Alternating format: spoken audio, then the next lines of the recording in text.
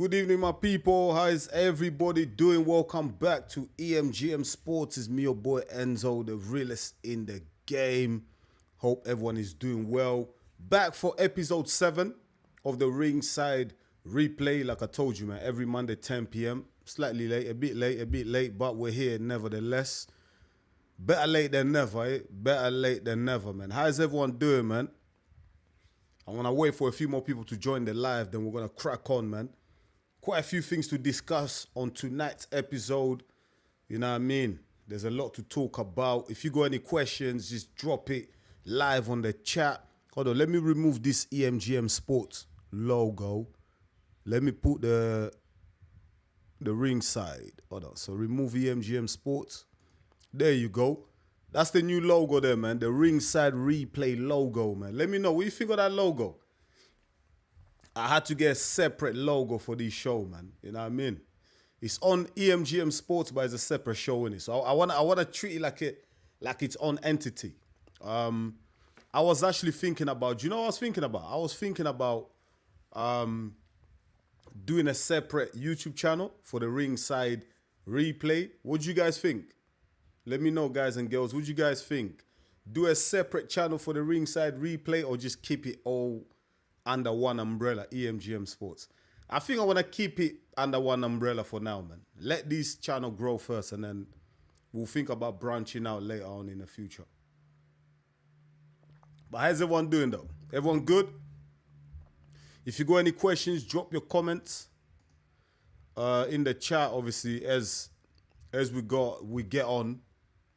I'll be answering questions during the live. So yeah, man, feel free to participate. Don't be shy. I'll answer all the questions anyway, man. Any questions, I'll answer it. It doesn't have to be about boxing either. You know what I mean? Ringside Replay. Obviously, we look at the weekend results. I want to focus on Dmitry Bivol, who fought against Michael Eifert. I hope I'm pronouncing that right. Michael Eifert at the weekend. Routine victory. Dominant performance from Dmitry Bivol after a 15-month layoff. Recovering from injury, had an operation and everything like that. So he came back, totally dominant performance. He got a knockdown in the first round. And then after that, I think Dmitry Bivol was just on cruise control. You know what I mean? Cruise control the whole way through. Easy win for him. The big question is, and we're gonna be discussing this on tonight's live as well. Who next for Dmitry Bivol? Who next for what's his name? For David Benavidez? Who's next for Opetaia? The last video I dropped regarding Opetaia and David Benavidez, it went crazy. You know what I mean? I think that video is sitting on about 9,000 views at the moment. So that video really did well. People really want to talk about Opetaia versus David Benavidez. David Benavidez' dad, Joseph Benavidez, came out and said Opetaia and his team are ducking, you know? And then Opetaia came out, he dropped an interview saying that David Benavidez and his camp are ducking. Who's telling the truth, man? You know what I mean? Joseph Benavidez said that he's got proof. He's got proof that will show that Jai and his team are ducking. But yeah, man, I'm not too sure, man. I don't from the way I've seen Opetaia, you know, behave himself in the media, the way Opetaia has conducted himself throughout the years, and he's been calling out fighters for years. You know what I mean? It's not like this is something new to Opetaia. Opetaia has been calling out Zordo, all these guys for years, and they've all been ducking him. So it's not, do you know what I mean? When Joseph Benavidez talks about Opetaia ducking, I find that hard to believe, because Opetaia, you know, why would he change now? Why would he suddenly start ducking fighters now? It don't make no sense, man. He wants to become undisputed champion.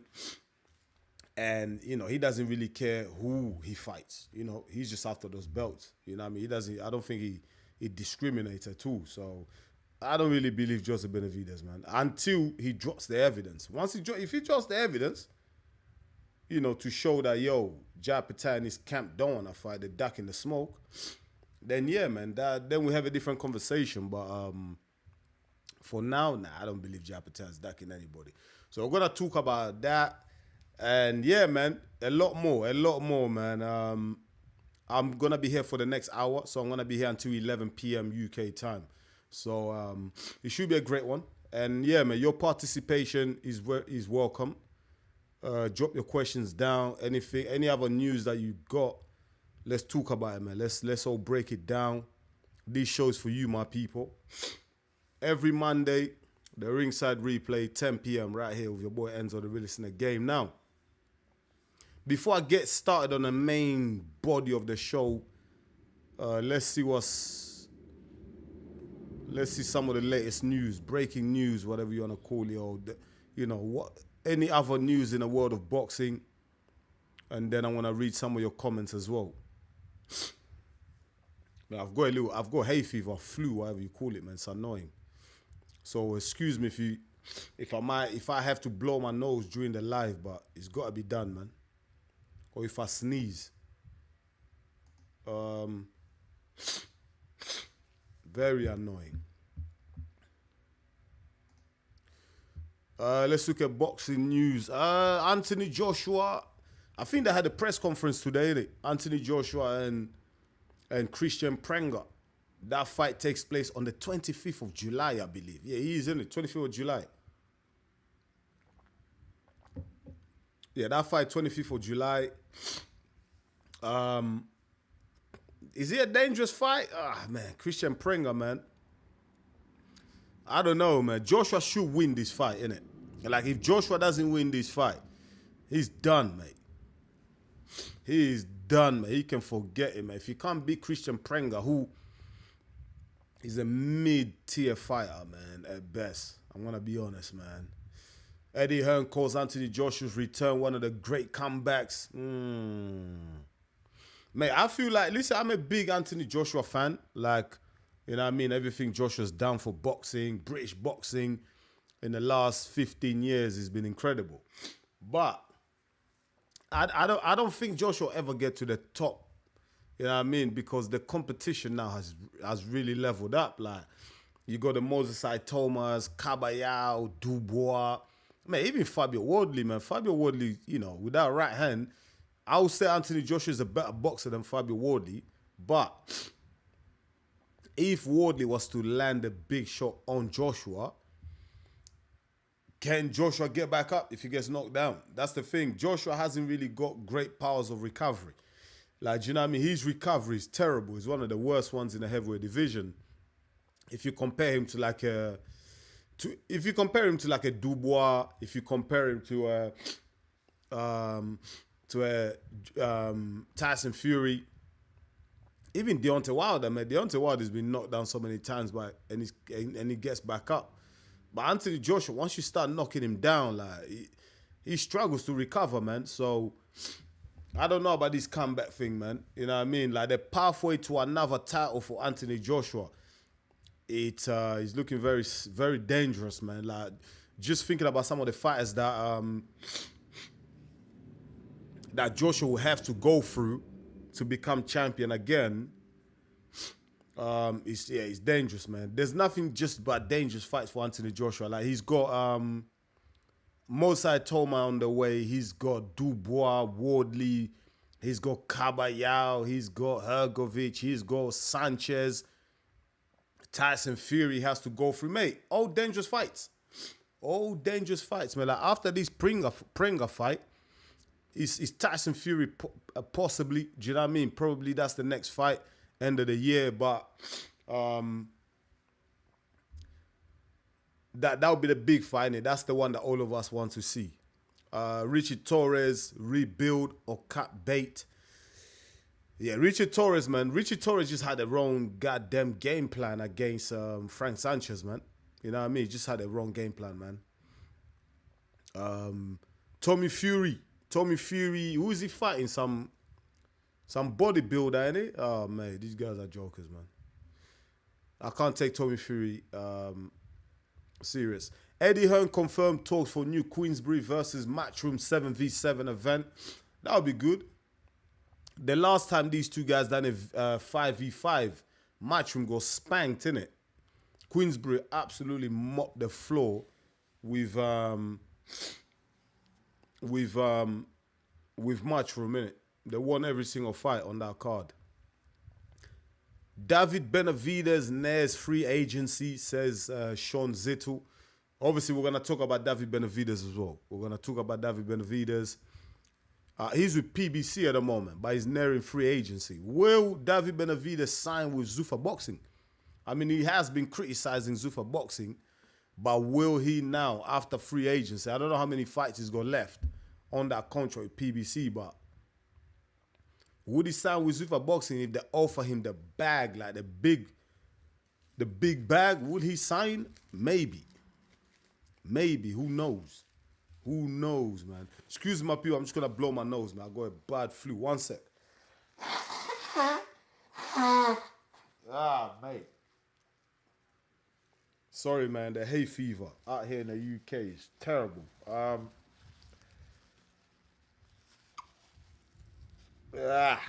Excuse me. Yeah, David Benavidez, we're going to talk about him because that's a big fight, man. There's some big fights on the way for David Benavidez. It could be Opetaia, and he also could be, it could be Dmitry Bivol. Artur Beterbiev versus Dmitry Bivol. Trilogy could move to Russia. That's the one I want to see. Honestly, I want to keep it real. That's the one I want to see, man. You know what I mean? Listen, I got love for Opetaia, and I want to see him get a big... Listen, I got love for Opetaia as well and David Benavidez, but this is the fight that I want to see. Artur Beterbiev versus Dmitry Bivol. I know... And the thing is, the good thing is, actually, the good news for Opetaia is, if Bivol versus Artur Beterbiev was to get made, if this contract is signed for a trilogy, David Benavidez has no excuses. David Benavidez will have to fight Opetaia. He can't run. Like, he can't. Then we're really going to know if he's ducking. You know what I mean? But, yeah, that's some of the boxing news out there. But, yeah, I really hope Artur Beterbiev versus Dmitry Bivol gets signed. I really hope that fight gets made because that's the one, man. I want to see, like, who, like, is one apiece. Now let's have that trilogy, man. Let's close this chapter once and for all, my people. That's the fight that I want to see. But listen, man, let's talk. Let's get into the body of this live stream now, yeah. Let's talk about what we really came for here tonight. As you can see from the thumbnail, make it happen, man. Make the fight happen, man. Opetaia or Bivol. Who's Jose Benavidez? Who's David Benavidez gonna fight next? Some people say David Benavidez. I say David Benavidez. I don't know why I call him David Benavidez, but I've heard almost everyone says David Benavidez. I keep saying David Benavidez. I don't know if maybe I'm trying to make myself sound Spanish, but yeah, it's David, isn't it? It's David Benavidez. I'm gonna say David Benavidez from now on, man. Who next, bruv? Who next for Who's next, man? Who's next for Benavidez, man? Me personally, I want to see Opetaia versus David Benavidez next. I think that's the fight in the cruiserweight division. A lot of people talk about that not being a big money fight. You know, some people say that Opetaia hasn't got a big fan base. Opetaia, you know, doesn't sell pay-per-views or anything like that. I disagree with that, man. I disagree with that because Opetaia hasn't really had the opportunity to fight one of these big names. So how are we going to judge him? That's the thing. How are we going to judge him if we've never seen Opetaia against a big draw, like a big name? I know Bradis is a big name in the cruiserweight division, but he hasn't got that pool. In terms of talent and skill, Bradis, yeah, is a big name. But in terms of draw, a big name, he's not a David Benavidez, is it? He's not at that level where he's got that commercial pool. We're not really gonna know how big Opetaia is in terms of like his pool and fan base until he fights one of these big guys, isn't it? That's the only way you're gonna find out. You know, so I feel like the criticism is a bit unwarranted. But whenever I drop videos on Opetaia, and I've seen it on other channels as well, when you drop videos on Opetaia, it does big numbers. It does have a big fan base. Like if you just take Australia itself, New Zealand, Samoa, Tonga, like the South Pacific, you know what I mean? You go Hawaii, even in America, like in the US, like there's a big Samoan community out there. So when they say, oh, he hasn't got no fan base in America, yeah, he does. Yeah, he does. You know what I mean? And him and David Benavidez, they'll do numbers. They'll do crazy numbers. And because Opetaia, he's with Zuffa Boxing now, the money's there. Like Dana White has got the cash to splash because he's got Turkey Al Sheikh with him. You know what I mean? Funding the whole thing as well. Like he's there. So before, they always used to make the excuses that, oh, Opetaia, you know, doesn't put up the money. Because at that time, he was with, Opetaia was with Matchroom, innit? Matchroom and Tasman Fighters. It's like a co-promotion, something like that, with Matchroom and Tasman Fighters. And they will say, yo, Opetaia can't really put the money up. But now with Zuffa Boxing, the money's there. Mate, we've seen Zuffa Boxing pay someone like Conor Benn 15 million just to sign for a one-fight deal, apparently. There's other fighters that are joining in as well that are getting money as well. So you're not telling me, yeah, Zuffa Boxing having go 40, 50 million for David Benavidez. Is that how much you take? Is David Benavidez worth 40, 50 million for a fight against Opetaia? I think that's a bit too much. I think David Benavidez 20 million, 25 million to fight Opetaia. You know what I mean? Like, what's the pay-per-view numbers for David Benavidez? What's his biggest pay-per-view numbers? Has he even hit 1 million pay-per-view sales yet? I don't think so. But him and Opetaia will get close to 1 mil pay-per-views. So it makes sense. It makes commercial sense for the cruiserweight division. You know what I mean? An opportunity for Opetaia to unify the belt. It would have been great if Opetaia still had the IBF title, man. You know what I mean? That would have added more jeopardy as well for the fight as well. Because at the moment it looks like Benavidez the A side because he's got all the belts and he's got the WBO and the WBA. He's got both of them belts, and obviously he's the A side because he's got the titles. Opetaia lost his IBF title. He's still got a ring belt though. That's something, right? That's the belt that most fighters cherish, right? Like even Terence Crawford said that the ring belt is the one that anybody cares about. The rest of them are nothing, right? So Opetaia's got the ring belt. So that's another opportunity for what's his name? For David Benavidez to fight Opetaia. It's an opportunity for him to get that ring belt off Opetaia. So that's an incentive there. You know, and also for David Benavidez, you want to fight the best guy in the division, right? Opetaia is the best guy in that division, in that cruiserweight division. So fight him. Fight him. You know, me, honestly, I don't think any of them are ducking each other. David Benavidez, from what we've seen from him, he doesn't duck nobody. I have no reason to believe that he'll duck Opetaia. I don't think so. Listen, just for a big guy in Zoldo Ramirez, you know, came up from light heavy to fight Zoldo Ramirez. I'm not saying Zoldo Ramirez, Opetaia, completely two different fighters. Zoldo Ramirez more slow on his feet, slower hands. You know what I mean? Doesn't possess the power that Opetaia has. But still, he's still brave for David Benavidez to move up and fight him, a bigger guy in the cruiserweight division. So I don't think he'll be shook of Opetaia. I think it's just about the dollar. You know what I mean? If the dollar is offered, I think David Benavidez will fight Opetaia. So I hope they make it happen. For me personally, that's the fight to make. And also, I just want, you know, for someone who's been advocating for Opetaia for years, like if you've been watching this channel, like I've been advocating for Opetaia for years for him to get a big fight. You know what I mean? I went all out on Zoldo Ramirez, calling him out. You know what I mean? Calling Zoldo Ramirez, you duck. You're ducking. And it's true, Zoldo Ramirez was ducking Opetaia. So, man, I've been advocating for Opetaia. And I've had debates with people online about Opetaia. You know what I mean? Like people telling me, nah, Enzo, man, Opetaia is not all that. You know what I mean? What you always vouching for the guy? Like, he's not all that. Hasn't proven shit. But when I see Opetaia, the guy is so talented, man. He's got a lot of the tools, a lot of the skills, yeah, to take him all the way, man, all the way. Even when he moves up eventually to the heavyweight division, yeah, he's got all the attributes of an Usyk I'm not saying he's gonna do what Usyk did in the heavyweight division, but he's got a great chance because Usyk has laid a blueprint on how to beat these big guys in the heavyweight division. And I truly believe that Jai Opetaia can do some damage in the heavyweight division.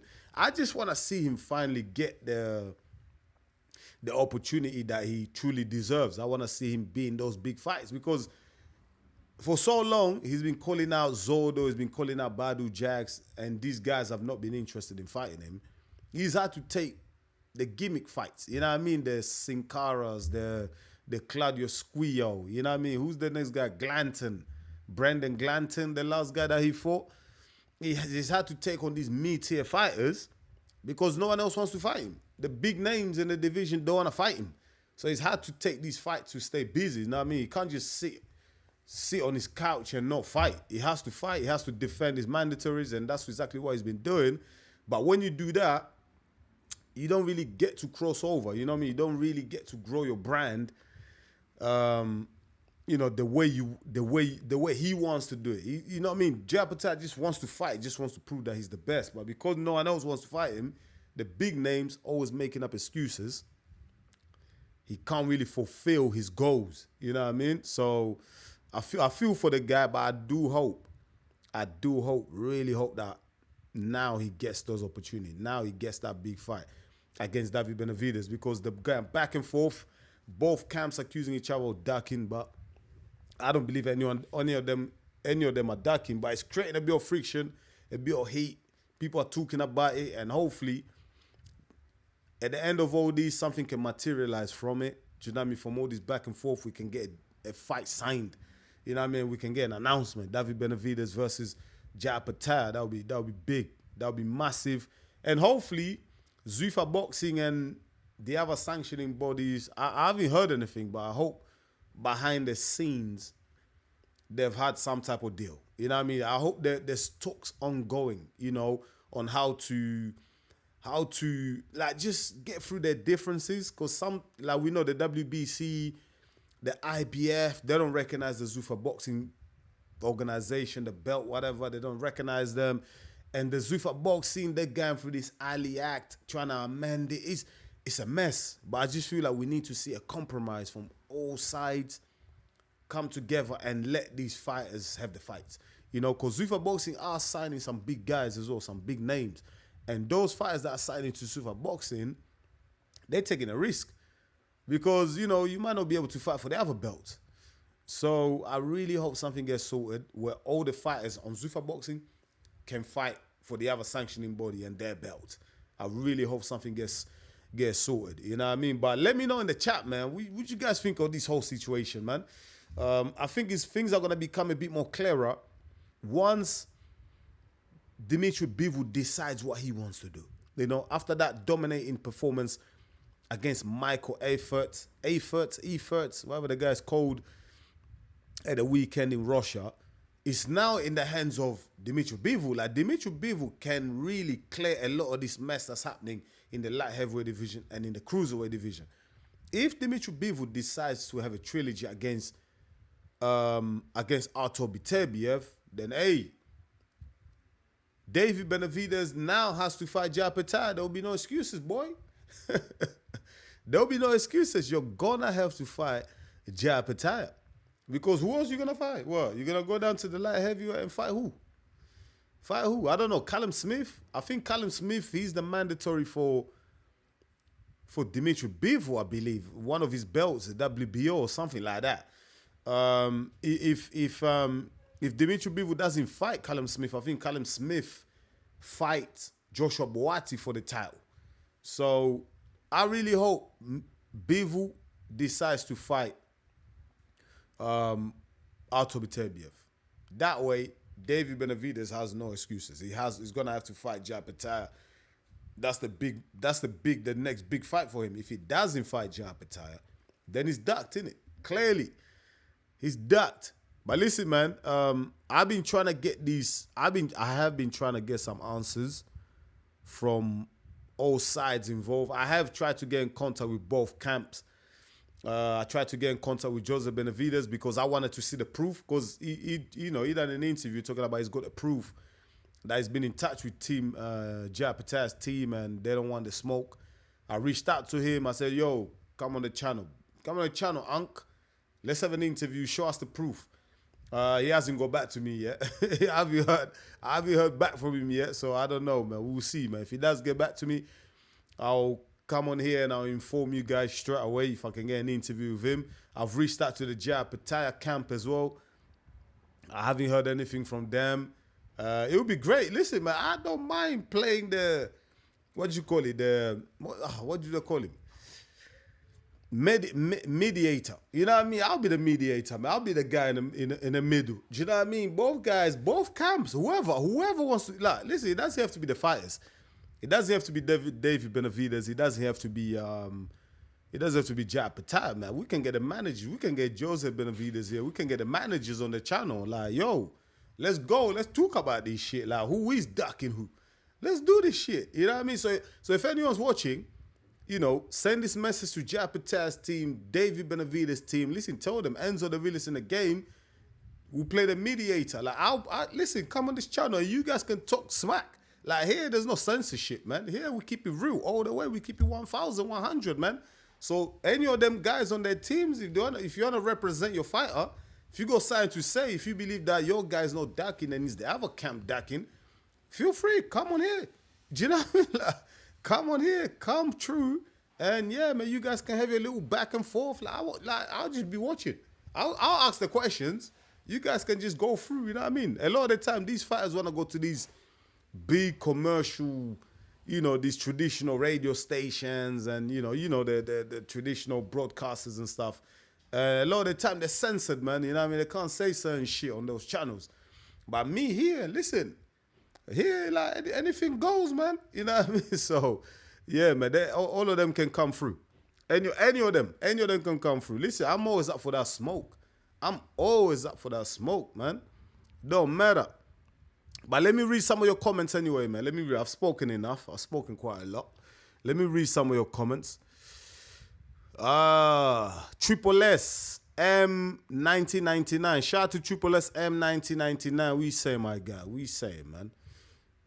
We saying. What's good? Yo, what's good, Triple S? Hope you're good, brother. Hope you're good. Ben Newman says that could be where people might get mixed up and confused. At age 39 or 40, it might not matter if someone's only 3 and 4 years younger than them. At them ages, it could still make sense. Yo, Ben Newman, you've been dropping this same comment in every video, bro. What's going on? Like, is something wrong?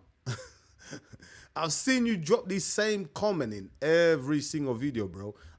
Sorry, I'm not going to read this comment again. This is the last time I read this comment, bro. Like, I welcome any new comments, but I've noticed you've been dropping this comment in every single video, bro. Like, come on, man. I don't know what point. What are you trying to make? What's the point? What are you trying to make? I don't get it, man. But I'm not going to be reading this. This is the last time I'm reading this comment. And also, it's got nothing to do with the topic that we're discussing on this live stream, bro. Like, come on, man. Shout out to you. I appreciate your support, though. I see you're one of them guys that supports the channel. You comment in every video, and I appreciate you. But come on, stop dropping the same. It's like, it's becoming like spam. Like, do you know what I mean? Junk mail, bro. Like, stop it, man. Triple S, keep it all under one channel. You can funnel in the views and then grow it onto the next. Yeah, so Triple S, you're talking about the Ringside replay. Yeah, no, I thought about it. I was actually thinking about it long and hard. Like, I was thinking, should I start a new channel called the Ringside Replay? But I thought, you know what, there's no point. Keep it under one umbrella. EMGM Sports. It's not like the Ringside Replay. I'm talking about a different sport. It's still boxing anyway, so just keep it on this channel. It's like another segment, another show under the channel anyway. Like you said, Triple S, like, once the channel grows, by the way, the channel's growing, you know. Shout out to everyone, yeah. Shout out to everyone. Shout out to everyone who supports the channel. I really appreciate it. Like, we're getting closer to that 5K, you know. We're not far from that 5K. I think it's like 110 new subscribers, and we're on to 5K. Like, the support in the last month, last 28 days, I've gained like 240 new subscribers. Like, that's fantastic. For a small channel, like, that's great. And the views are going up, the numbers are going up. Numbers are looking good. I really appreciate your support. Thank you so much, man. Triple S, breaking news. Shakur just signed to Zuffa. What, Shakur Stevenson just signed to Zuffa? Nah, I don't think so. Let me check that out. Hold on.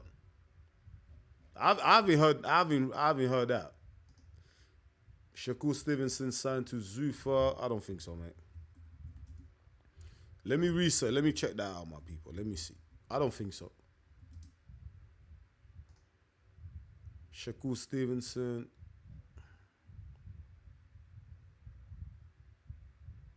Nah, I can't find nothing to verify that. What you're talking about. Shakur Stevenson hasn't signed to Zuffa Boxing. I can't find nothing like that with that information.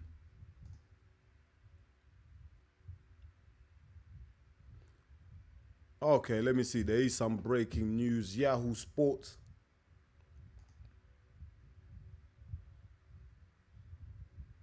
Nah, nothing there, mate. Nothing there, mate. The only thing let me flip my screen and show you something. The only thing I can see on here, Yahoo Sports, Eddie Hearn talks about is not going to last very long. Eddie Hearn doesn't think Zuffa Boxing will be sustainable. So yeah, Eddie Hearn doesn't think Zuffa Boxing will be sustainable. He's talking about in terms of the contracts that they're dishing out, the money they're dishing out to fighters is not going to be sustainable. So nothing here in regards to Shakur Stevenson. So yeah, where you getting that news from? Triple S, where you getting that news from with Shakur Stevenson signing to Zuffa Boxing? Because there's been nothing. There's been nothing there, bro. I'm going to keep it real. Nothing there, bro. I hope not, man. I don't want Shakur. Seriously, man. Listen, I don't mind Zuffa Boxing like me, yeah. To be honest with you, I'm not loyal. Like, I'm not a fan of any of these sanctioning bodies, man. I think they're all pricks. You know what I mean? Like, I'm going to keep it real. Like, all these sanctioning bodies, yeah, to me, they're all just greedy for the money. So, listen, I ain't going to love for none of these guys, man. But what I care about is just seeing the best fight the best. So I don't care what like sanctioning bodies you're with, like promotion. I don't give a monkeys, mate. I want to see the best fight the best. I don't want to hear no excuses, bro. Put up the bread, put up the money, let the best fight the best. That's what I care about. I'm in the business of the best fighting the best. Like, I'm in the business of boxing, bro. I'm not in the business of the boxing politics. I'm just in the business of combat sports fighting. That's what I care about. You know what I mean? I do fight analysis, fight breakdowns, fight news. That's all I care about, bro. I don't care about sanctioning bodies, Zuffa Boxing, then I couldn't care less about them guys. Them guys are greedy. All they want to do is make the money, bro. I just want to see the big fights. I'm just a boxing fan. That's all I care about. You know what I mean? I don't care who signs for who, yeah? Listen, I'll prefer fighters not to sign for Zuffa Boxing because then it just makes shit complicated. Like Joe Opetaia, like he got stripped of his IBF tag because he signed with Zuffa Boxing. So shit like that I don't want to see, to be honest with you, yeah? But at the end of the day, I don't really care who the fighters are with as long as the big fights are made. That's what I care about. I want to see the big fights. I want to see the best fight the best. I don't want to see the best having tune-up fights, having some Mickey Mouse fights, fighting mid-tier fighters, washed-up fighters. Nah, I want to see the best versus the best. That's what I'm saying. I want to see Usyk fight Agit Kabayel next. That's the only fight that I want to see. If Usyk doesn't want to fight Agit Kabayel, vacate the titles, bro. Let Agit Kabayel, get an email championship. You know what I mean? Let him get an email belt and then fight. I don't know, Moussa Toma, Daniel Dubois. You know what I mean? Like I'm just keeping it real, man. I'm just keeping it real, mate. So yeah, Adam Hurley. Shout out to Adam Hurley, man. Listen, man. Shout out to everyone that's on the live. Smash the likes, by the way. There's about 18, 20 people on the live, which is great. It's been growing, you know what I mean? The last couple of episodes, we get more people. Hopefully, God willing, we get more and more people joining as well. Shout out to everyone for taking the time for coming through. Adam Hurley, shout out to Adam Hurley. Always a big support of the channel. I appreciate having you here, my brother. Thank you so much. Benavidez should fight Bivol then Opetaia. The thing is, I'm hearing that a lot. I've seen even on other channels, because I watch various channels as well. I'm hearing, people saying that, Benavidez should fight Bivol first and then Opetaia because the Bivol fight is big money. There's in terms of commercial value, there's more money in fighting Dmitry Bivol because he's a bigger name than Joe Opetaia. I hear that argument. Listen, if the fight between Dmitry Bivol and David Benavidez is made, I'm not going to have no problem with it. I'll still watch the fight. I'm just keeping it real. I'm still going to watch the fight. You know what I mean? It's a big fight. I'm still going to watch it. I have absolutely no problem in David Benavidez fighting Dmitry Bivol. But I'm just saying my preference will be David Benavidez versus Opetaia, because I just think stylistically that's a monster of a fight. That's going to be a crazy fight. And I want my guy Opetaia, because I've been a big supporter of him for a very long time. I want him to get a big fight. I want him to prove to people that he's built for these big occasions, man. Because, you know, like, I don't like when people look down on others, you know? Like, I don't like it. Like, and I feel like Opetaia has been unfairly facing criticism. A lot of people looking down on him like, oh, like, this guy, like, from Australia is not big enough. He hasn't got a fan base. He has blah, blah. You know the excuses they come up with. So if Opetaia was to fight David Benavidez and smoke him, knocks him out, beats him, you know, knockout or decision victory, that would be deserved for Opetaia. You know, he's finally gonna prove people wrong. There are a lot of people that chat shit about him. Opetaia will finally prove them wrong and show to them like, yo, I'm not a joke. I am the real deal, which I believe Opetaia is. He's got all the tools, man. He's a southpaw. He can punch hard. He's a good mover. Great boxing IQ. Great boxing skills. They might have been putting work for years. So I just want to see him get his fair due. Do you know what I mean? I just want to see him on that big stage and prove people wrong. He might even lose against David Benavidez. I'm not saying that Opetaia is gonna go in there and beat David Benavidez. That's not what I'm saying, bro. But I want him to just go in there in a big fight against a big name and show his credentials and show what he's about, show his capabilities, man. You know, win, lose or draw, Opetaia is not gonna go down like easy. Like, he's gonna give David Benavidez the hardest fight of his life. That's gonna be a proper slugfest, mate, back and forth, because Opetaia don't back down, man. If people think that David Benavidez is going to go into that fight and walk down Opetaia the way he walked down Anthony Yard, the way he beat up Zordo, the way he's done a couple of men from before, like Caleb Plant and all them guys there, you're going to have a rude awakening. It's not going to happen. Like, Opetaia is one of them fighters where you hit him hard, bruv, he comes back harder. He hits you back harder. Like, he'll come forward. You know what I mean? You know them little exchanges that David Benavidez was having with Zordo in the center of the ring. Zordo didn't have the pop to his shots. Zordo don't have no power.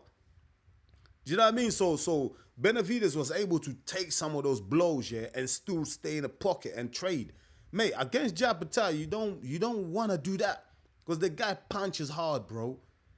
If Benavidez eats a couple of those shots, man, he's going down. I'm keeping it real. And it don't take much to drop Benavidez. He's been hurt in the past. We've seen him get hurt a couple of times. So against Opetaia, he's definitely gonna get hurt. He is definitely gonna get hurt. You know what I mean? I'm just keeping it real. A lot of people are dismissing Opetaia, but trust me, he'll do serious damage to David Benavidez. Now, I'm not saying he's gonna win that fight. It's gonna be a tough one. It's gonna be a tight one, man. For me personally, looking at it right now, it's a 50-50 fight, because David Benavidez has really impressed me in his last couple of fights. He beat my guy Anthony Yard, who we grew up on the same block in Stratford, Newham. Me and Anthony Yard, I know him since he was a kid. Put a beat on him, and I don't know, for some reason I backed Anthony Yard to beat David Benavidez, but Benavidez went in there, just absolutely smoked him, obliterated him, stopped him, beat him up. I don't know, for 5-6 rounds, however many rounds that fight went on for, just beat him up, bro. It wasn't even a fair fight. You know what I mean? It was like man v boy. Like, just beat him up, man. Yard had no answers for him. It just showed like the levels. There's just different levels. But shout out to Yard, then you're a brave guy. He doesn't duck nobody.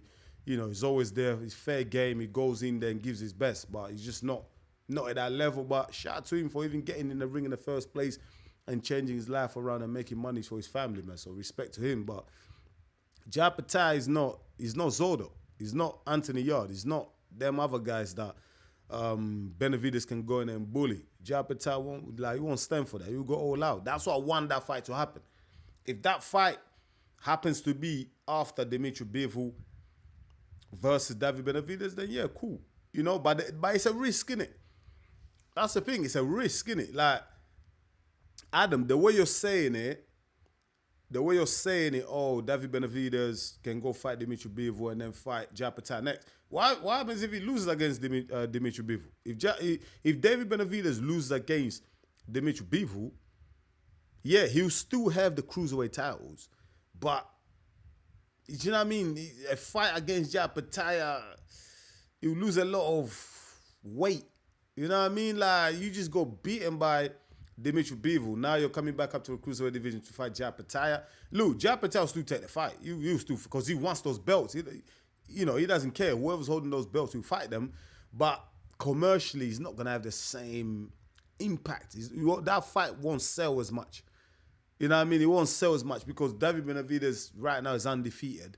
But a defeat on his name, do you know what I mean? It might just dampen things down a bit. So that's why I want him to fight Opetaia first in the cruiserweight division. So even if Opetaia beats him, Benavidez still kind of has an excuse, right? He's like, oh, I'm not really a cruiserweight. Do you know what I mean? You could say, look, I'm not really a cruiserweight. Anyway, I lost the cruiserweight. I'm not really a cruiserweight. I'm going back to the light heavyweight division, which is my division. He can get away with it, but if he gets smoked in the light heavyweight division, then he moves up to, like, do you know what I mean? Like, I don't know if you get what I mean, but it's just, yeah, it just won't be the same. I don't feel that fight will have the same feel. Adam Hurley comes back. Shakur ran from Foster to Zuffa.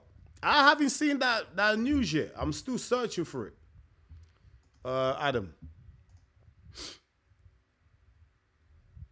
I can't see it, man.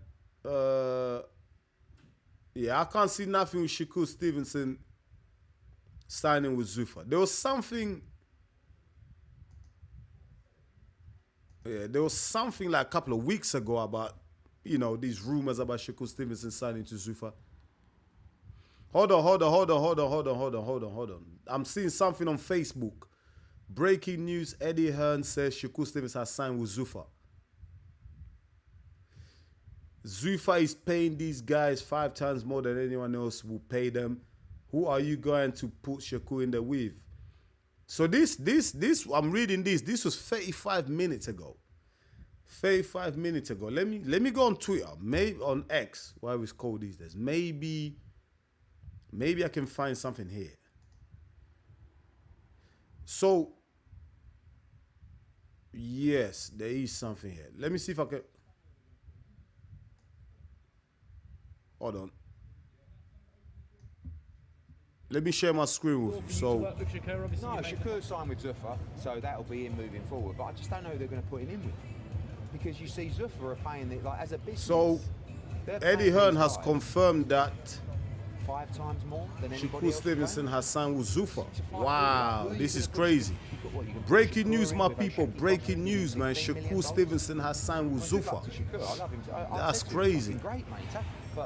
So Eddie Hearn is doing an interview here. Can we hear what he's saying? Let's see if we can hear what he says. The door for you to work with Shakur, obviously. No, Shakur signed with Zuffa, so that'll be him moving forward. But I just don't know who they're going to put him in with, because you see Zuffa are paying it like as a business. They're paying these guys. Can you guys hear what Eddie Hearn is saying? To fight who? Like, who do a little thumbs up. If you can hear what Eddie Hearn's saying, give me a thumbs up. Give me a thumbs up. I mean, good luck to Shakur. I love him. I said to him, fucking great, mate. But yeah, so give me a thumbs up on the comments in the chat if you can hear what Eddie Hearn is saying, please. No, Shakur signed with Zuffa, so that'll be him moving forward. But I just don't know who they're going to put him in with, because you see Zuffa are paying it like as a business. Yo, that's crazy. They're paying these guys 5 times more than anybody else will pay them. To fight who? Like, who are you going to put Shakur? You can put Shakur in with O'Shaki Foster and give him $15 million? I mean, good luck to Shakur. I love him. I said to him, fucking great, mate. But yeah, it's a weird model, and it's a model that's not going to last very long. Shakur Stevenson, yeah. That kind of opened the door for you to work with Shakur? Yo, that's great. Shakur Stevenson has signed with Zuffa Boxing. Wow.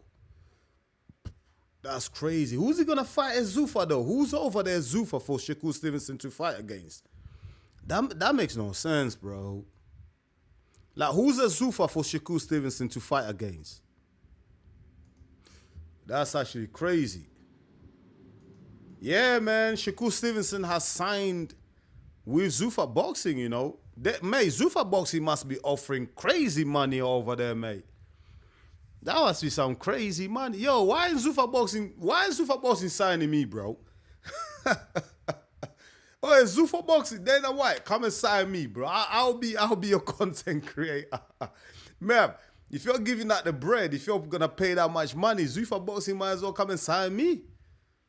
Yo, that's crazy, man. Let me look into it. Listen, we're gonna carry on with the live, but let me just look more into this, man. This is crazy here. Breaking, you see, this is what I like about the live, you know what I mean? Breaking news might just happen any moment. And shout out to everyone in the chat who alerted me to this news, yeah, because I wasn't aware of it.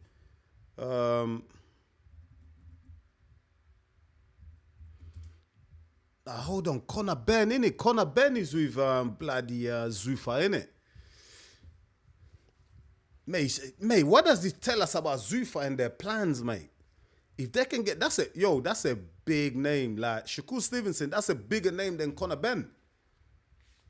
That is a big name, mate. Bigger name than Conor Benn, Shakur Stevenson. He signed with Zuffa.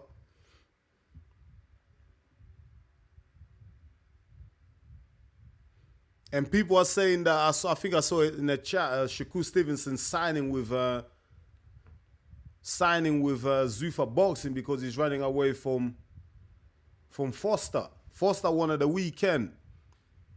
Shakur Stevenson is ducking that smoke.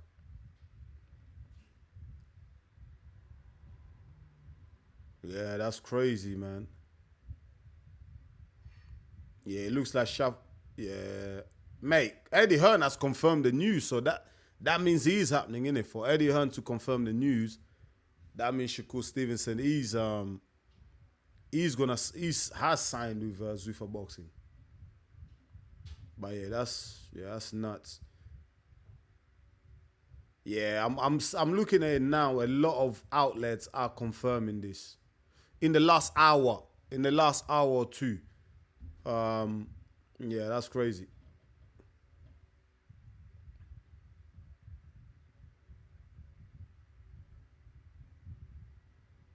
Yeah, I'm gonna have to ask you. I'm gonna look. Yeah, what I'm gonna do, I'm gonna look more into that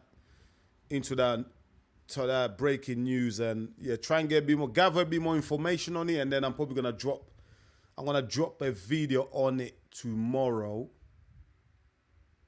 Yeah, I'm probably gonna drop a video on it tomorrow. So yeah, Shakur Stevenson has signed for Zuffa Boxing. Yeah, that's crazy. That is crazy, man. Who do you guys think is gonna fight at Zuffa Boxing? Who's Shakur Stevenson gonna fight at Zuffa Boxing? Who does he fight there?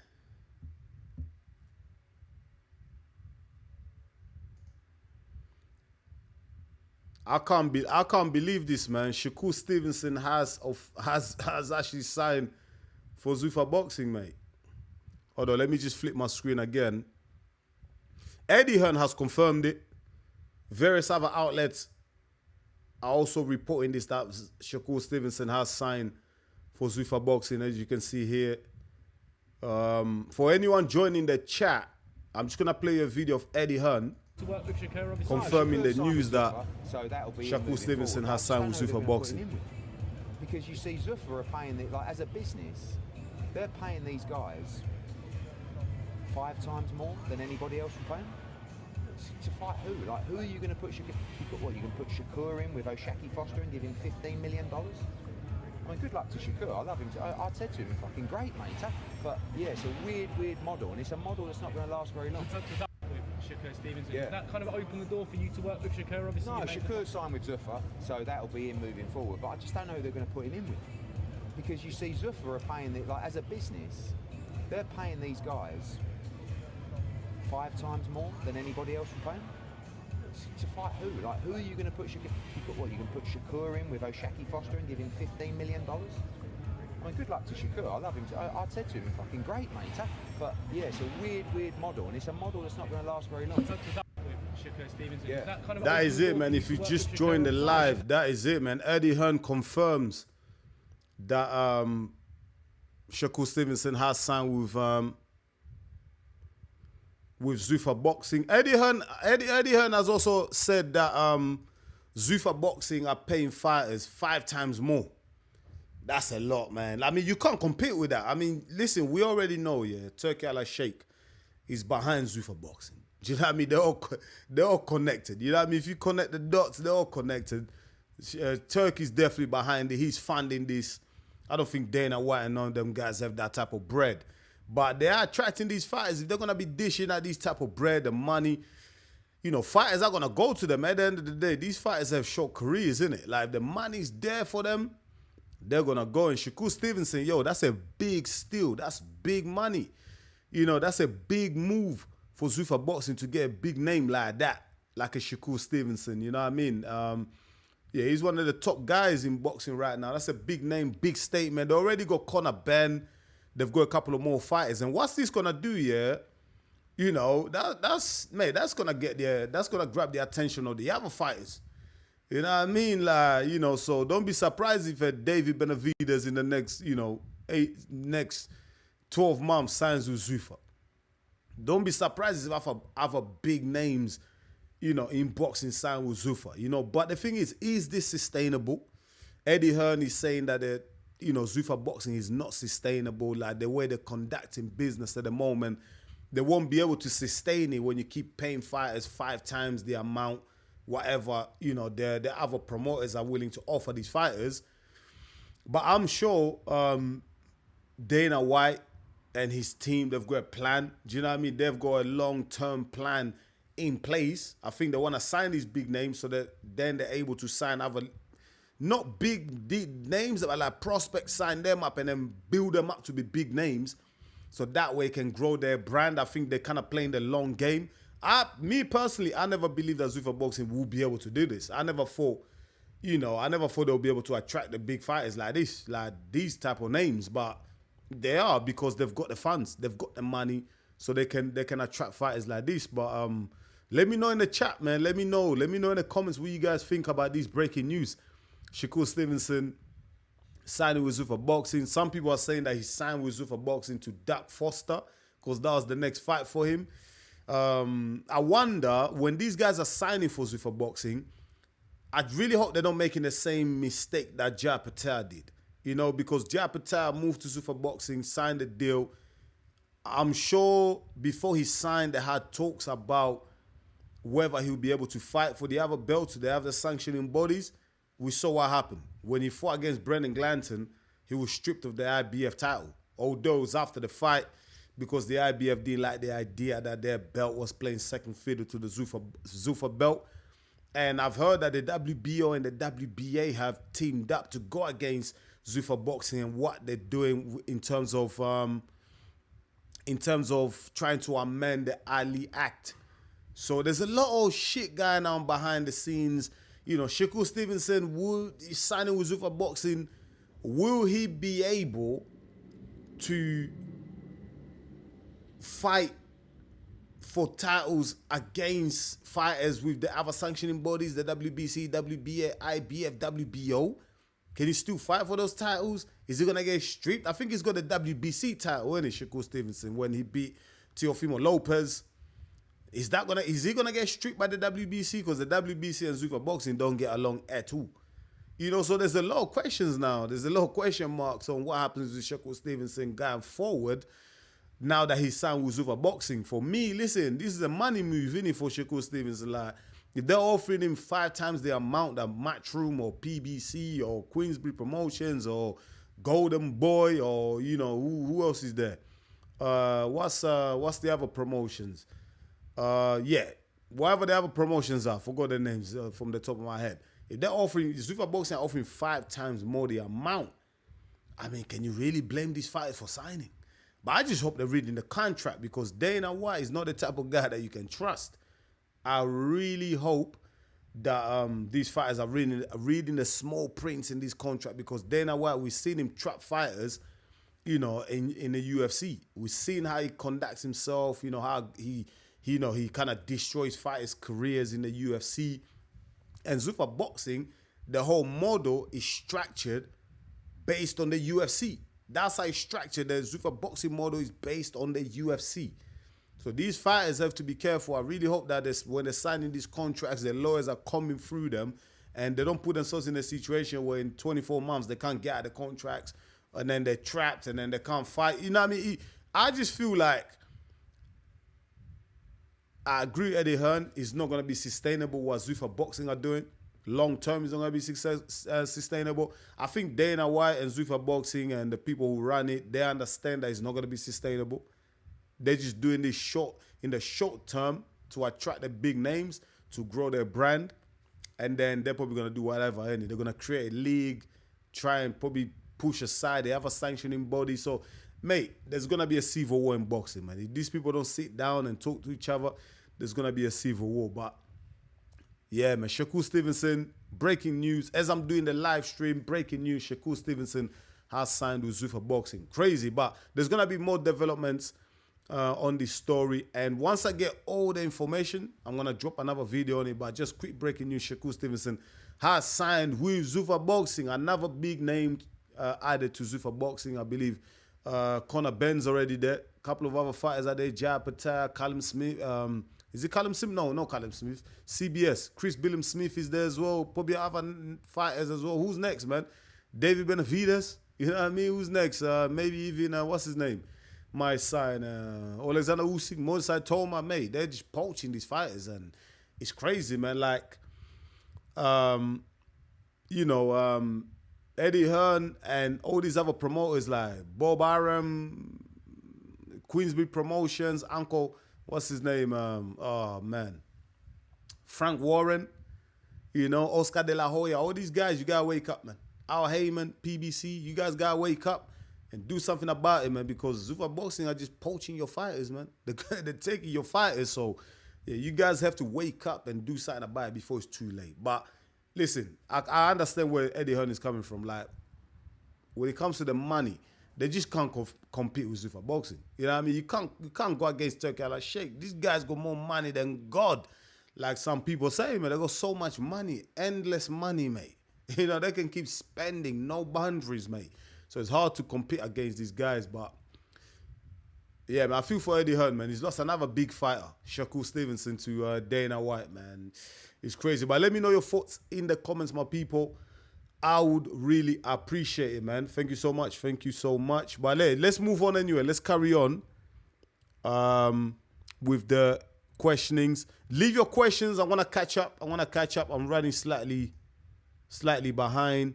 Triple S says, Adam, if Benavidez gets his hands on the WBC, it gives him the perfect excuse to not move back down to 175 pounds. So he does fight Bivol, Artur J. Okay.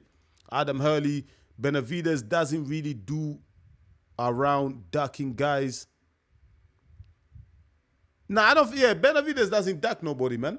Like, I agree with that. Benavidez is the real deal, bro. He's not ducking nobody. Neither does Jai Opetaia, man. None of these guys duck anybody, man. They're both solid fighters, man. You know what I mean? None of them are ducking anybody.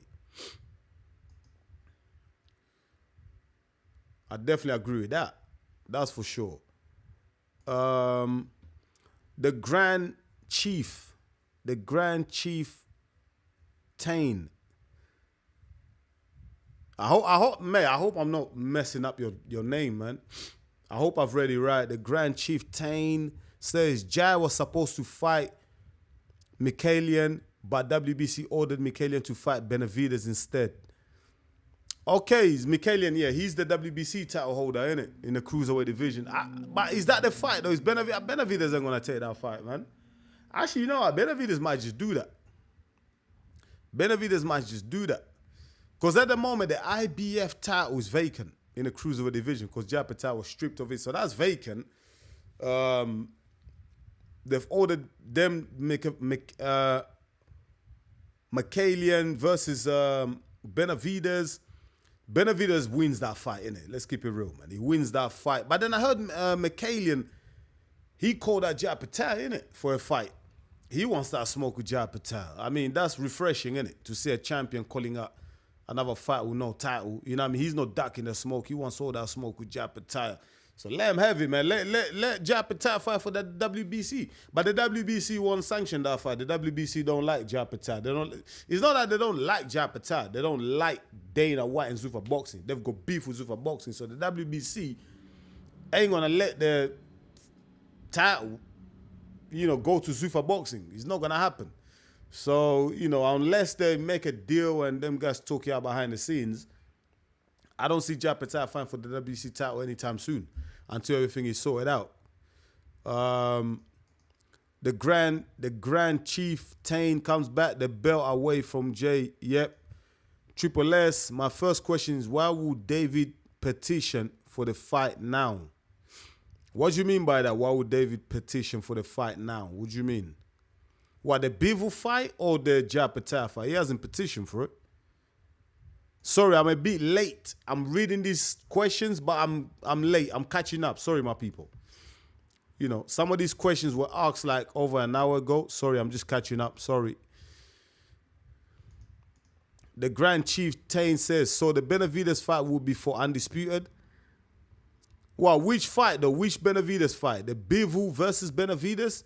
If Benavidez fights Bivol, it won't be for undisputed. Oh, yes, it would. Yeah, you're right. Yeah. Because Benavidez got the WBC title and then Bivol's got the rest. So, yeah, it will be for undisputed. The Grand Chief, you're right. Correct.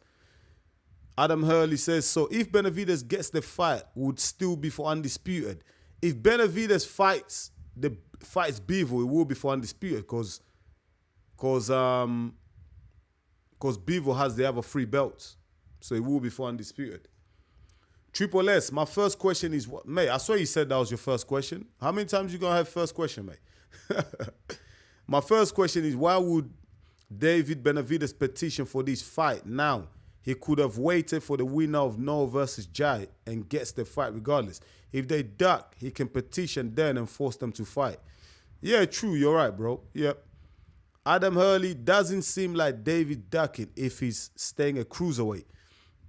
Mate, to be honest, I don't think any of them are ducking. David Benavidez doesn't come across to me as a guy that ducks fights. He's a real deal, man. He's a real deal, man. I'm never gonna say he's ducking. And Opetaia certainly doesn't duck. We've seen how Opetaia has conducted himself for the last couple of years.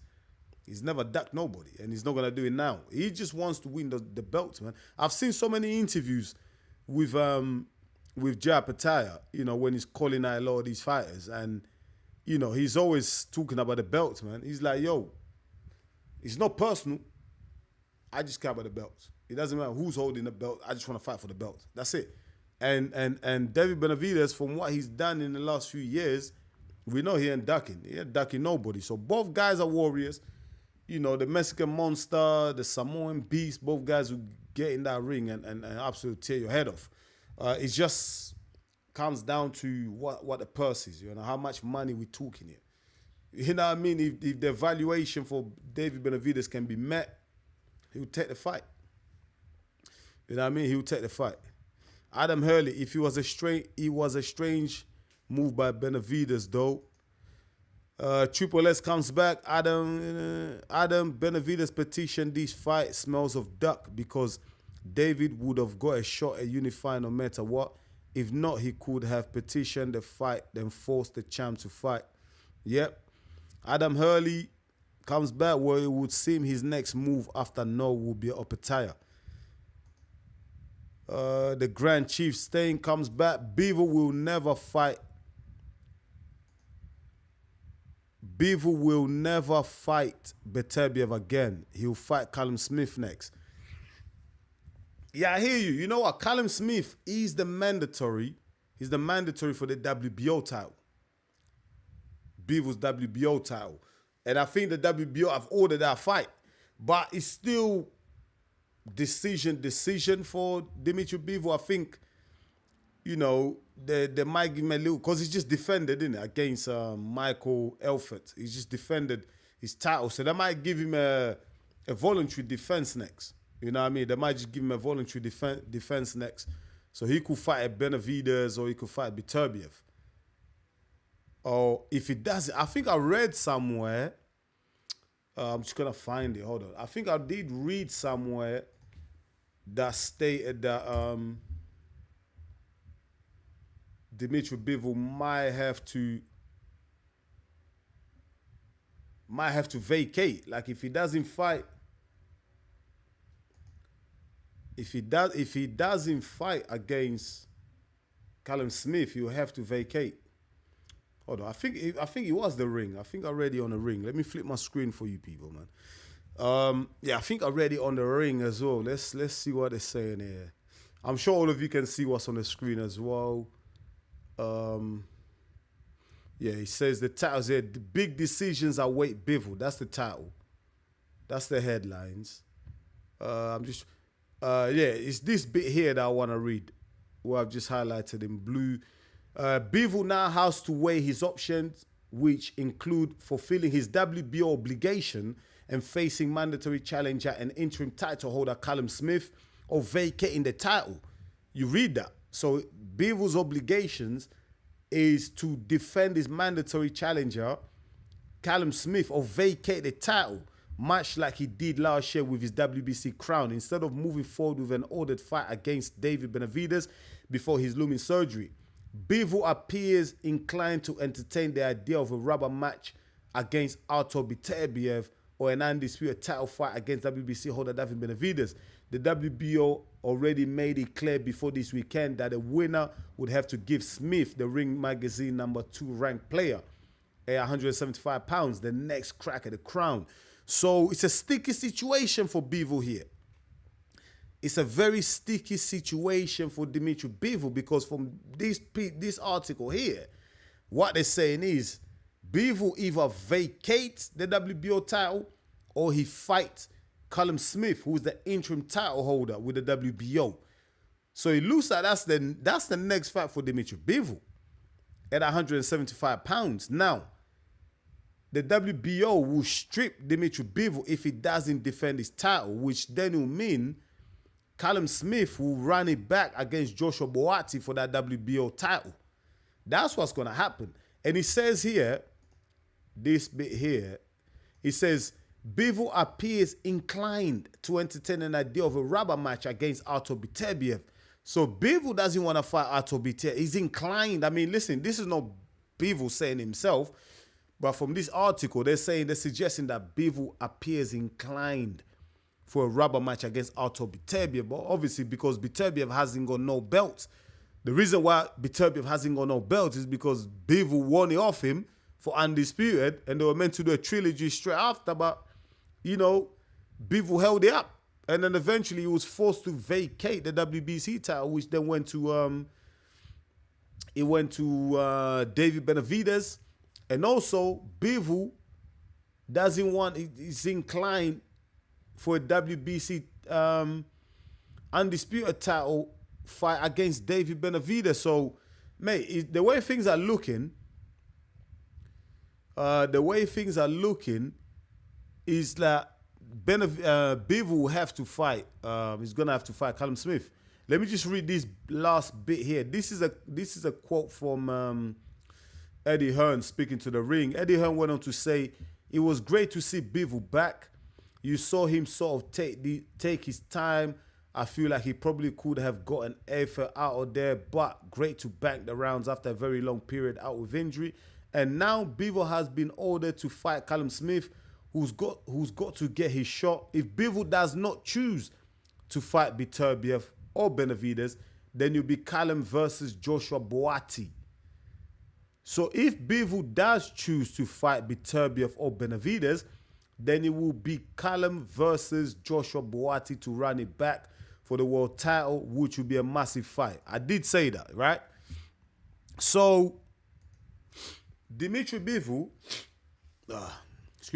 Dmitry Bivol, he's in a bit of a sticky situation. He's in a sticky situation because if he doesn't defend his WBO title against Callum Smith next, he gets stripped of that. So that will leave him with the IBF and the WBA titles. He already had to vacate the WBC title. Then if he doesn't fight Callum Smith next, he loses the WBO.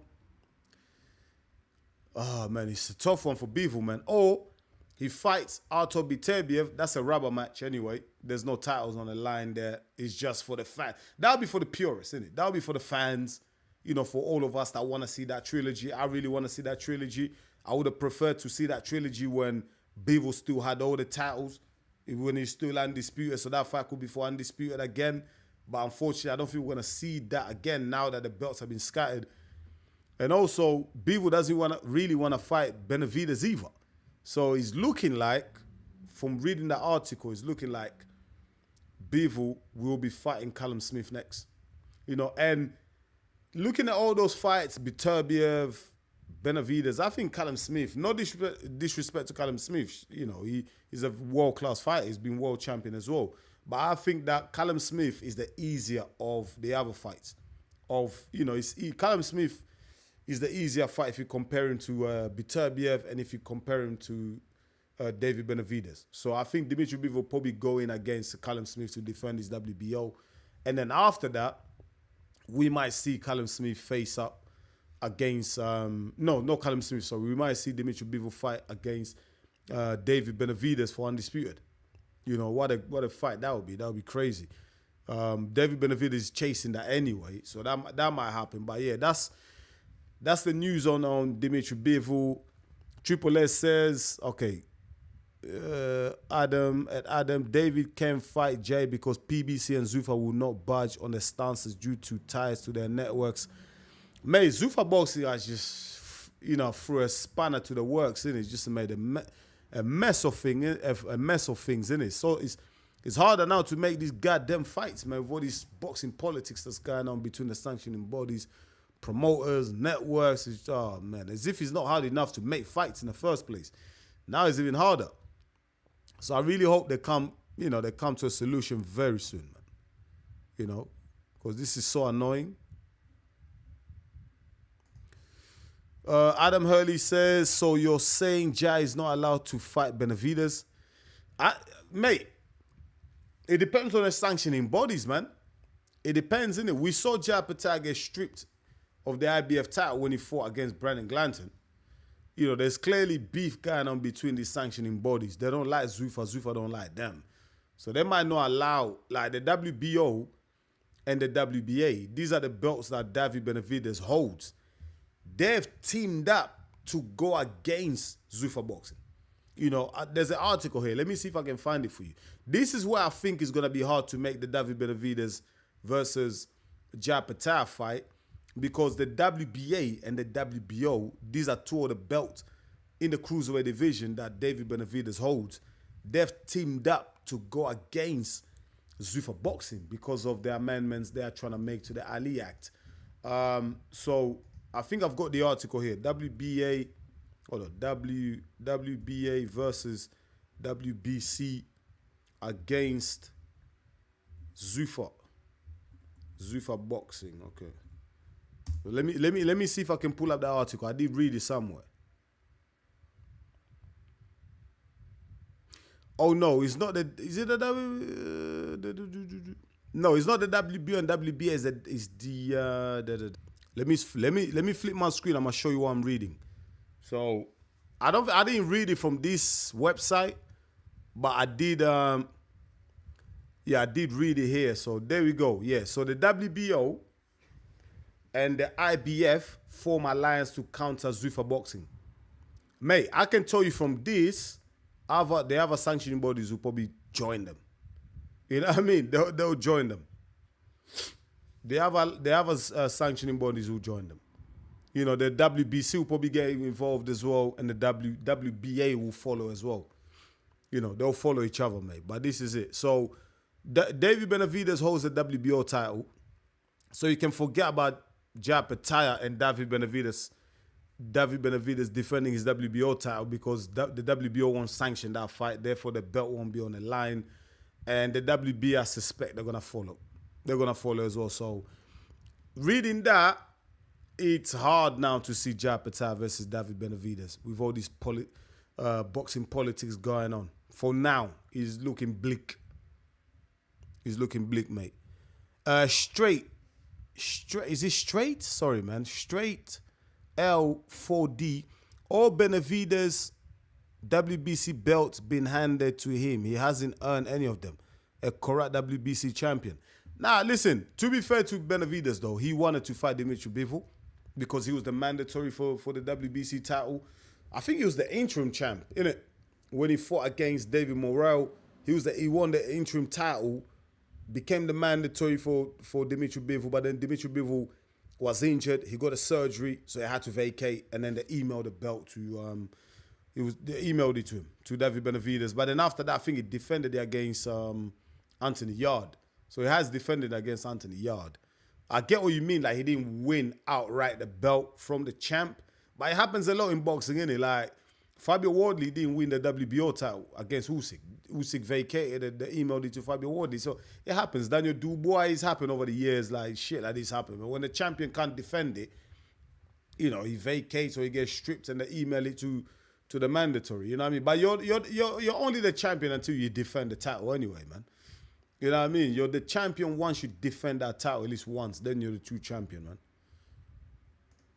Triple S, normal like David isn't allowed. They can fight on a ring card, but according to Sean Zittel, independent reporter, PBC and The Zone want the fight on The Zone. And pay-per-view, which Turkey isn't open to. Okay. So now there's like broadcasters and network issues. Crazy, mate.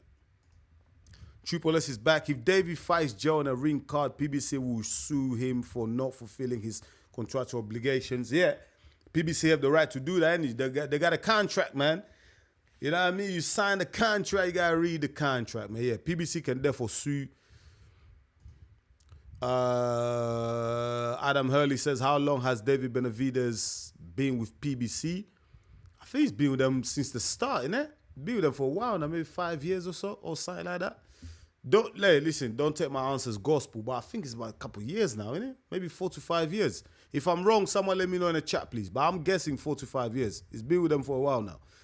Maka T1300. Shout out to Maka T1300. Jai has made it clear from day one is not the people he has issues with. Whoever has the belts, Jay wants to fight. Yeah, that's exactly what I've been saying throughout this stream. Thanks for your contribution as well to the channel, my guy. Jai Opetaia doesn't care about who holds the belts. Jai Opetaia doesn't care about who holds the belts. He just cares about the belts. He wants to win the belts. He wants to become undisputed champion in the cruiserweight division. He wants to follow in the footsteps of Alexander Usyk, Evander Holyfield. You want to follow in their footsteps. And that's his goal. That's his ultimate goal. A lot of people have been telling Jai Opetaia, why don't you just move up to the heavyweight division? It's more lucrative.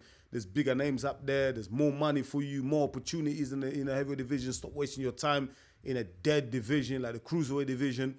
But Jai Opetaia has always maintained the stance that his ultimate goal is to become undisputed in a cruiserweight division. Once he's achieved that, then he'll think about moving up to the heavyweight division. And how old is Jai Opetaia? He's about 29, 30? Still got time, man. In a heavyweight division, like Usyk, when did Usyk turn up to the heavyweight division? When he was about 34? Yeah, Usyk was about 34 when he moved up to the heavyweight division. So Jai Opetaia has a couple more years. He's got a couple more years to move up, so it's not a problem. Maka is back. If Zodo won the fight, Jay would be firing shots at him. Exactly. Yeah, man, it doesn't matter, man. Jai Opetaia goes for anybody. Anyone that's got titles is going to go after them because he wants to win those belts, man. And Jai Opetaia was, look how long he was calling out Zodo for. Zodo was ducking him. AOA Shorts says David Benavidez is a duck. Hey, man, listen. I don't agree with that. I want to keep it real. I don't think David Benavidez is a duck. I think David Benavidez just wants the money, man. Pay him the money, he fights. But then now, I don't know if you've been listening for a bit now. We're looking at the contract these fighters have with PBC and networks. Like, David Benavidez can't even fight Jai Opetaia. Do you know what I mean? Because he'll get sued anyway because of his contract with what's his name?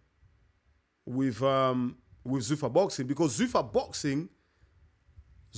Boxing, they are not with The Zone. I think Zuffa Boxing, they're with Paramount, right? Yeah, they are with Paramount because the PBC have a deal with The Zone. Their fights are on The Zone. But Zuffa Boxing have a deal with Paramount. I know this for sure because I got a strike from Paramount. I remember when FX Jabba fought against Charles Martin, I uploaded a shorts video commenting on it, and they slapped me with a strike, copyright strike. Not even a warning. Normally, like, you get a warning, like you get a copyright, but it's a warning. It doesn't go against your channel. It's not a strike against your channel. But Paramount Zuffa Boxing hit me with a strike, and it takes like, it's like you have to wait like 90 days for that strike to come off. And if you get 2 more strikes during those 90 days, like, your channel gets closed. Do you know what I mean? So I was pissed off. Like, I was like, what the hell? Like, you know what I mean? Like, the Zone don't do that. I always use the Zone videos, the Ring videos, like Matchroom videos, Queensbury video, like other networks, Sky Sports, like even ESPN, like, I never get a strike. But Paramount Zuffa Boxing, straight cutthroat. They went for me, man. They tried to take me down, bruv. Like, and it was like a 15-second video. Normally you can use about 10 seconds on fair use. But nah, they wasn't having it. They hit me straight with a strike. And I couldn't even, I appealed it, but I never heard from them. Like, they didn't even respond to me, like, when I appealed it. So, yeah, man, F them guys, man. Man, F them. F Paramount, F Zuffa Boxing for giving me a strike, man. F them guys, man. Yeah, so that fight won't happen because of the broadcasting deals that both fighters have. Zuffa Boxing have, and PBC and all them guys. Like, it's 2 different broadcasting deals. So, yeah, he's looking more complicated now, you know, after all that.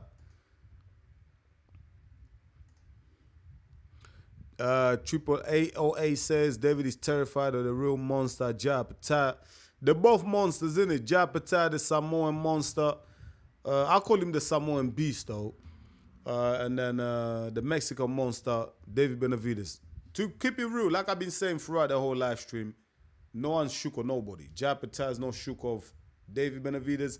David Benavidez is no shook of Opetaia. Like I said, the networks, the sanctioning bodies are getting in the way, and it's just a mess. It's a mess. But the fighters will fight. They'll fight each other anytime. You know what I mean? Like, trust me. You see that? You know, like, even with this Doe Duck and shit, yeah, let's keep it real. Like, no fighter, especially at these guys' levels. Hold on, I'm just gonna drink a bit of water. Been talking for a while.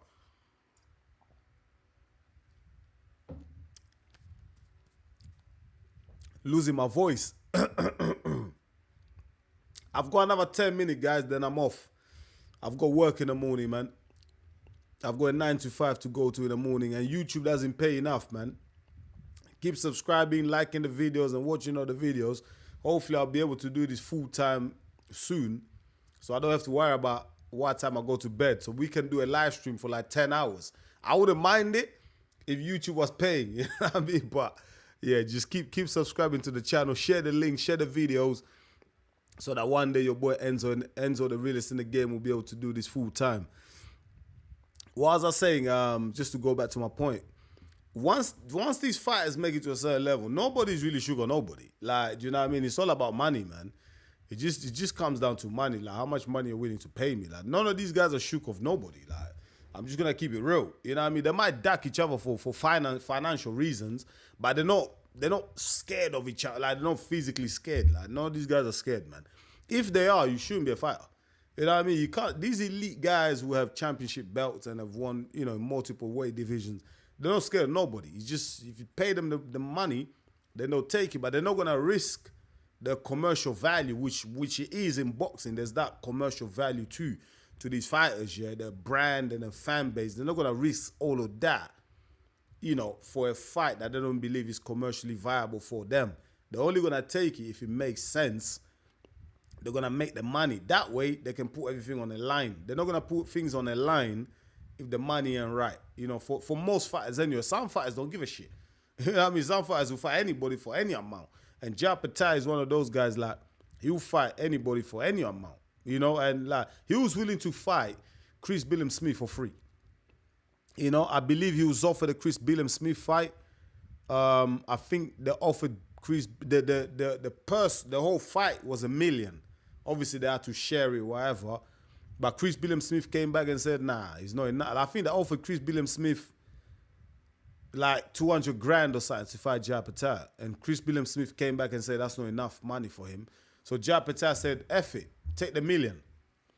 So Jai Opetaia offered Chris Billiam-Smith the whole fight purse.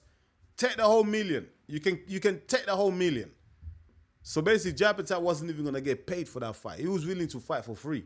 And Chris Billiam-Smith said, no, I'm all right. I'm still not fighting you. You know what I mean? So you got fighters, which there's not many out there, like Jai Opetaia, who will fight for free, mate. Like if there's a belt on the line, he'll fight for free. Maka, sending love from Australia, brother. You have major fans down under, bro. Yeah. Shout out to Maka. Shout out to all my viewers, my fans from down under. Yeah, I get mad love, man. Mad love from Australia, New Zealand, Samoa. Like I get DMs, I get messages a lot. I think I even got a message from someone. There was a viewer from Samoa. I think they're like, oh, Enzo, like we've made you an honorary Samoan. Like I'm like, damn, like, do you know what I mean? Like I've had like messages from people from down under say, yo, Enzo, if you're ever down under, don't worry about no expenses. We got you, like your hotel, your transportation. Like people are like willing to, like offering to pay for everything, like for my stay, accommodation, and everything. Like I feel the love from people from down under. I really appreciate. Like I do plan on visiting Australia, New Zealand very soon. You know what I mean? In the near future. I do plan on coming down there as well. Like what I want to do when I do go down under, when I do visit Australia, New Zealand, like I don't just want to go. If I visit down under, I don't just want to go one country. Like I just don't want to go to either New Zealand or Australia. I want to visit all the countries, like at least all even the islands. You know what I mean? I want to go Samoa. I want to go to all them islands as well, Cook Islands. Like so, it's gonna have to be one of those ones where things are planned proper. You know what I mean? Like, I want to go to the gyms and meet the fighters and train with the fighters. Like, I want to learn the culture. Like, mate, when I go out there, it's gonna be a movie. You know what I mean? I want to stream it. It's going to be well documented.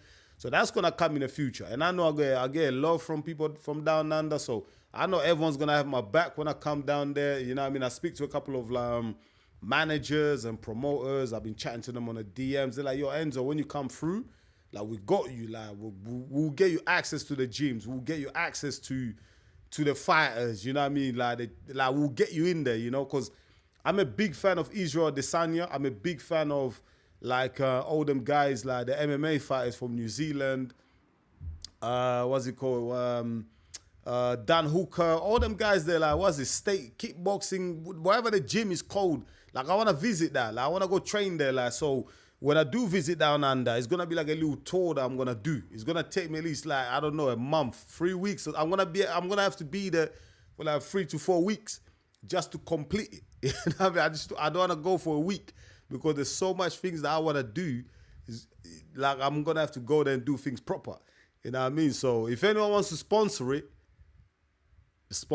shout at me, DM me, send me a DM if you want to sponsor it. It's going to cost you though, but if you want to sponsor it, if you want to sponsor me to travel down under, shout me, man. But I do plan on doing this, like, you know, in the near future for sure, because I get a lot of love from there. Shout out to all my fans, all my viewers from down under, all the subscribers. I really appreciate you. I go 5 minutes and then I'm off. It's been a really great live stream tonight, you know, a lot of, you know, better turnout. One thing I've clocked, like, the more we do these shows, each episode, there's more people joining. I remember the first episode I dropped in, no announcement. I think there was about 2 or 3 people on that. It was still great. Like, even if there's 2 people, I'll still do the show. Second episode, it went up to like 8. Third episode, like, you know what I mean? It just goes up and up and up and up. Like, even today, like, we had like 25 people, you know, 24 people, 19 people. I really appreciate that. Like, by the time we get to like episode 10, 15, I can just imagine, like, we're just going to get more and more people joining, you know what I mean? And also what I need to remember is the time difference. Like, some people are in Australia, some people are in America, some people are in Europe, some people are in Africa. Like, so different time zones, and it's kind of hard, isn't it? Because at the moment, some people might be sleeping.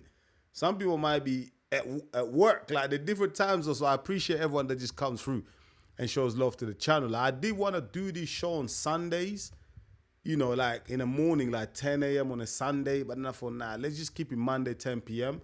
But if you guys reckon we should change the day or the timing, make it a little bit early, maybe 9 p.m. or 8 p.m., let me know, because I do want some more UK people to join as well. But we'll see, man. We'll see. We'll see. But for now, it's 10 p.m. on a Monday.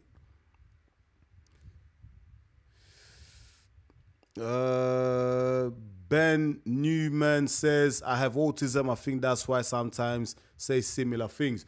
Okay, listen, man. Ben Newman, apologies, man. Look, the thing is, yeah, okay, thanks for highlighting that, by the way. You have autism, yeah? I didn't know that. Thanks for highlighting. But I have noticed that you've been posting the same questions in every single video. So I was thinking, yo, why does he keep doing that? But the fact that you said you have autism, okay, that explains it, yeah? My bad. My apologies if I came across a little bit tough on you, yeah? So I understand, I get you. So I'll take a note of that. And in future, if I see you posting the same question, I'll ignore it. I just won't say nothing, yeah? But thanks for informing me of that, mate. Appreciate it. Maka, Jay made it clear from day one he wants the belts, not the fighter. Jay doesn't care who they put in front of him. He has one goal, and that's undisputed. Yep, that is it, Maka. We covered that. Triple S, I saw a post on Insta, bro. Yo, shout out to Triple S for the super chat. I really appreciate you, man. Thank you so much for the $2. Shout out to you, man. Thank you so much. Listen, man, anyone else who wants to donate to the channel, whether it's a super chat, buying a membership, or whatever, listen, every donation that comes through to the channel is reinvested into the channel. That means like new material, that means new lighting, that means new softwares. Do you know what I mean? So whatever people donate to the channel, it doesn't go to my pocket, trust me. I don't then go and, live a lavish lifestyle because of it. Everything is just put back into the channel and reinvested again. And also with the memberships, I am gonna be dropping some new videos. The membership video is a bit dry at the moment. I'm not gonna lie. I'm gonna keep it 1,000. I'm gonna keep it real. You know me, I'm the realest. Like the membership page is a bit dead. I haven't posted, as much videos as I wanted there. But what I plan on doing in the future with the membership page is I want to drop exclusive videos on there. You know what I mean? So if I do like an interview with a fighter, like the some of the bits that don't make it into the main channel, like I'm gonna put it on the membership group. Like if I meet a fighter, I film their training or anything like that, I'm gonna put it on the membership group, on the membership section. So there's gonna be a lot of content that's coming on there. There's not much there right now, and I apologize for that, because some people do wanna buy memberships. They do wanna help out the channel, but at the end of the day, if I'm not uploading content on the member section, why would someone pay for the membership if there's no content on there, like being posted on a weekly basis? So I completely understand. Like me personally, keeping it real, I wouldn't bloody pay for a membership, on YouTube if you're not uploading content on there on a weekly basis. This doesn't make no sense. So what am I paying for? So I completely get that, so don't get it twisted. It's not like I'm doing things on purpose, but I do plan on posting content for the members in the near future, but I want it to be exclusive type of content. You know what I mean? Like really good content that will be value for money for people. Because even if you're paying $4.99 or $8.99, that is still your hard-earned cash. You still have to go to work and earn that. So I want to make sure that I give you value for money. I want to make sure that I put the correct content in there for you as well. That content that you will enjoy and is value for your money as well. So, but shout out to everyone who's bought a membership in the past, and support the channel, man. Thank you so much. But big shout out to Triple S coming through with a super chat. I really appreciate you, man. Any amount is welcome. It doesn't matter, big or small. It doesn't matter, man. Any amount helps out the channel massively. Maka, watch Usyk's last fight in cruiserweight with Marius Bradis, and you will see how good Bradis was. Jay beat him twice on both occasions. He showed his class and determination. Yeah, Bradis, come on. Bradis was the real deal. He gave Usyk his biggest scare, man. You know what I mean? In the cruiserweight division. So Bradis was the real deal. And also in one of the fights, Opetaia had a broken jaw early on in the fight. Still went on to win. So Jai is the real deal, man. Some people just like to just play dumb, innit? They've got their own agendas on Opetaia. They don't like him for whatever reason. Like I said, man, a lot of fighters from down under don't really get the love, innit? they don't really get the love and respect that they deserve. There's so much talent from down under, but I don't know, it's just maybe the promotion and right. You know what I mean? They're not really pushed the right way. But there's some fighters coming through, man, like Justice Unit. You know, he's well admired and respected over here, especially in the UK, because the fight he had against Fabio Wardley. Joseph, yo, shout out to Joseph, man. Welcome to the live. I honestly think the next great heavyweight is Frank Sanchez. I have been talking about him for a few years. Atoma will duck him. Usyk will duck him. I actually think he's the complete package. Is he the next great heavyweight? I don't know if I agree with that, man. Listen, there's no doubt about it, man. Frank Sanchez is a very talented fighter. He's Cuban. He's slick. Great boxing IQ. You know, and he knocked out Richie Torres, so he's got that punch power as well. Do you know what I mean? He's got that KO power. But I just feel like the likes of Caballero, who beat him already, will beat him again if they were to face each other. I think Mosa Toma beats him, man. I know Mosa Toma won't fight him now. Mosa Toma, like, it's not Mosa Toma ducking him. It's more the people who manage Moses Toma won't want Mosa Toma to go in the ring against Frank Sanchez yet. You know, even a Dubois, man. Daniel Dubois will cause Frank Sanchez problems. I don't think he's going to be the next great heavyweight, but it's definitely in a mix. You know, he's in there of one of those fighters that can cause an upset. One of those fighters could win a title. You know what I mean? Like, if Sanchez goes on to win a title, like, I won't be surprised because he's that talented. And we've seen worse champions in the heavyweight division. Charles Martin, Dominic Brazil. Come on, we've seen less talented fighters in the heavyweight division win titles. So Frank Sanchez could never win a title. It just depends on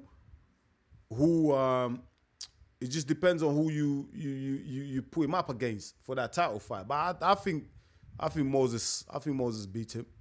But he'll give Mosa Toma hella problems. He'll give anyone problems in that heavyweight division. You know what I mean? But I don't think he's the next great heavyweight champion, because how old is Sanchez? Frank Sanchez now, he's in his 30s, isn't it? Let me quickly see. Frank Sanchez.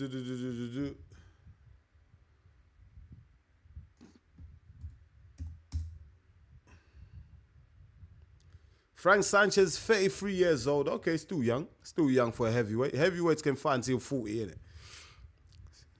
They can go on until their early 40s. So Frank Sanchez, yeah, he's got time. Maka says, people are forgetting that Jai was brought into Tyson Fury's camp to spar, and rumor has it that he dropped him and was then told to leave the camp after that. Show his power and speed. Yeah, especially against the heavyweights, especially against these tall, giant heavyweights.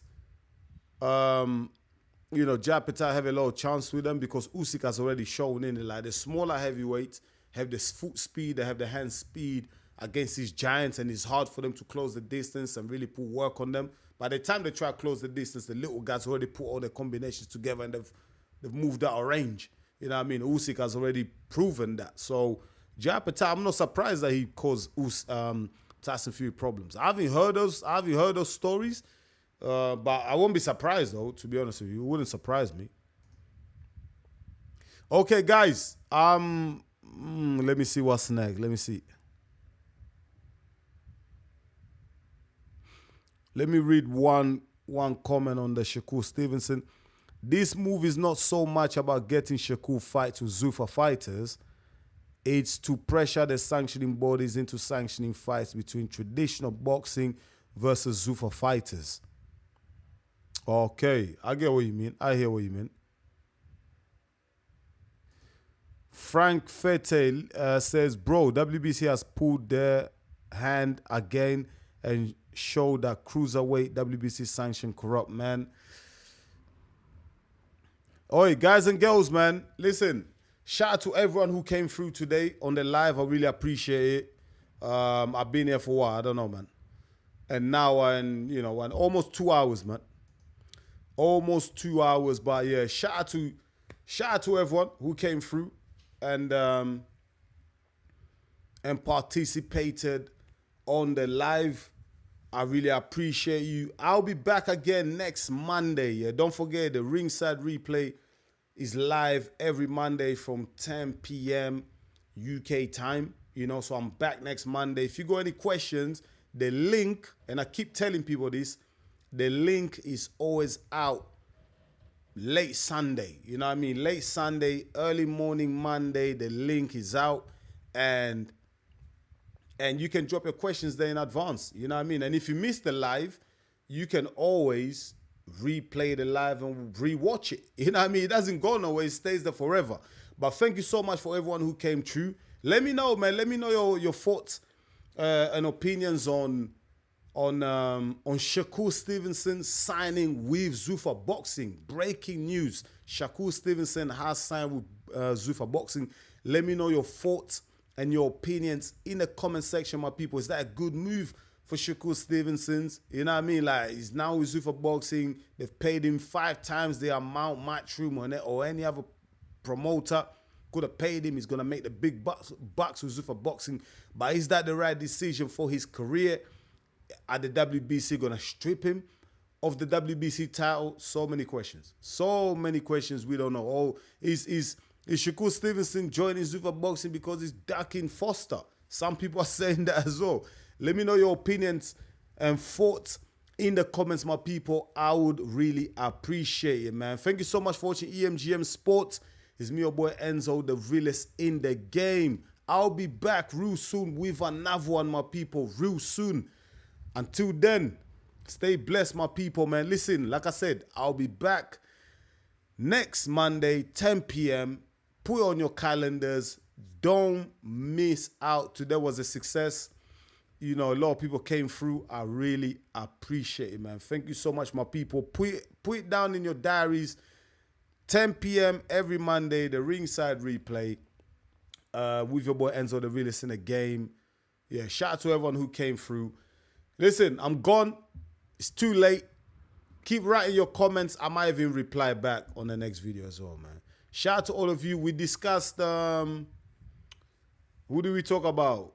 Bivol, Opetaia, Opetaia, Benavidez. We discussed it all on this live.